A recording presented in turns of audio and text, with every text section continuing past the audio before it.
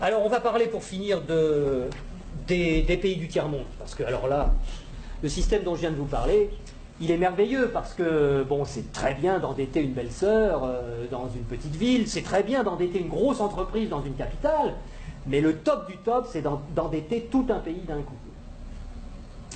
Et là, il y a des spécialistes de ça, il y a le Fonds monétaire international, il y a la Banque mondiale, il y a l'OMC, qui ont des individus, des équipes particulières qui vont dans les pays pauvres, en général où on peut trouver des ressources qui sont utiles aux pays riches, des ressources minières, des ressources géologiques, des ressources énergétiques, du pétrole, etc. Et on dit aux dirigeants de ces pays, est-ce que vous savez que vous êtes assis sur des montagnes de profits? Mais comment vous allez faire pour les tirer du sol, pour les extraire? Vous n'avez pas d'usine, vous n'avez pas de route, vous n'avez pas d'ouvriers, vous n'avez pas de savoir-faire, vous ne savez rien. Et pourtant, Dieu sait que vous pourriez vous enrichir, et enrichir votre population. Ben non, on ne peut rien faire, on n'a rien, on n'a rien. Bon. Ben écoutez, nous, on est le FMI, on est la Banque mondiale, on peut vous prêter des milliards de dollars. Et avec vos milliards de dollars qu'on va vous prêter, vous allez pouvoir exploiter vos ressources et nous rembourser haut la main sans problème. Mais il y a une petite clause dans le contrat de prêt, et de toute façon vous ne pouvez pas y couper, c'est que vous allez avoir besoin de routes, vous allez avoir besoin d'un port pour que les pétroliers puissent aborder, vous allez avoir besoin d'un pipeline pour aller des puits de pétrole au port, vous allez avoir besoin de soldats pour protéger le pipeline des terroristes, donc on amènera aussi quelques soldats, et vous allez avoir besoin de beaucoup d'argent pour financer tout ça. Et à qui vous allez acheter tout ça? Où sont vos entreprises? Mais on vous a dit, on n'a pas d'entreprise. Ah bon? Ben écoutez, c'est pas grave, nous on en a. En Occident, beaucoup, on en a plein. On a Halliburton qui fabrique des usines, on a Areva qui a besoin d'uranium, on a Bouygues qui fabrique des autoroutes, des ports, tout ce que vous voulez, on va vous faire ça aux petits oignons, pas de problème.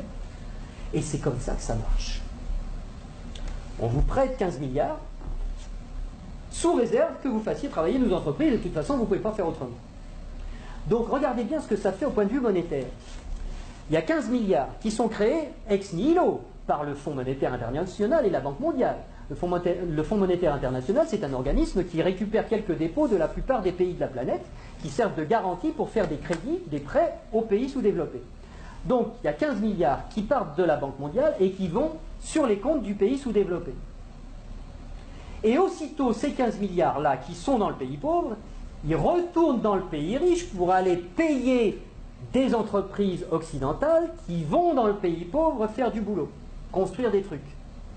Du point de vue du pays riche, quand vous allez vendre des produits et des services dans un pays pauvre à l'étranger, pour vous, c'est quoi? C'est des exportations ou des importations?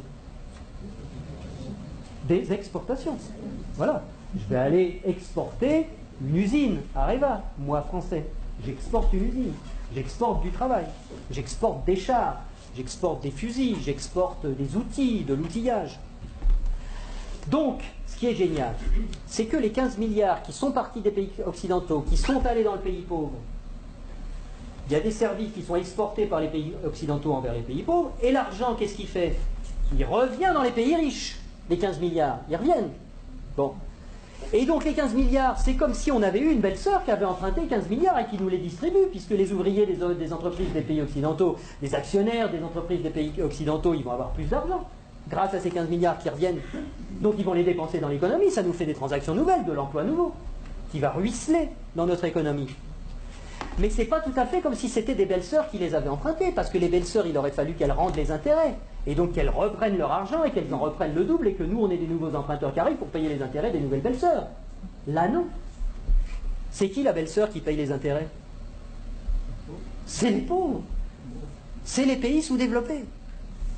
Et donc, on a été leur construire des trucs qui vont nous permettre d'exploiter leur richesse. On a eu de la monnaie en plus qu'on a créée nous-mêmes en la faisant passer par les pays pauvres, mais qui revient chez nous net d'intérêts. Et qui paye la dette, qui paye les intérêts, c'est le pays pauvre. Et ils ont deux solutions. Soit ils empruntent à nouveau le montant des intérêts pour pouvoir nous les rembourser, ce qui double leur dette. C'est pour ça que des fois vous entendez des présidents de pays sous-développés qui disent « Mais c'est pas possible, on l'a déjà payé 15 fois la dette, comment ça se fait qu'il faut qu'on paye encore ?» C'est parce qu'ils ne peuvent pas la créer. C'est parce que pour rembourser des dollars, il faut qu'ils les empruntent. puisqu'il n'y a que nous, les Occidentaux, qui peuvent créer des dollars pour les endetter. Et donc, soit ils empruntent pour continuer à payer leurs intérêts, soit ils vendent leurs ressources pour presque rien. Ce qui nous permet à nous d'avoir le niveau de vie qu'on a. Et d'avoir les ressources des pays sous-développés, qu'on a bien choisis parce qu'ils étaient riches en ressources dont on a besoin, et d'avoir le niveau de vie qu'on a, et d'avoir de l'essence pas chère, et d'avoir des iPhones pas chers, etc. C'est grâce à ça. Donc il faut réfléchir à ça aussi. Il faut savoir que si on a le niveau de vie qu'on a, c'est parce qu'il y a une prédation sur les ressources de la Terre entière, qui nous profitent.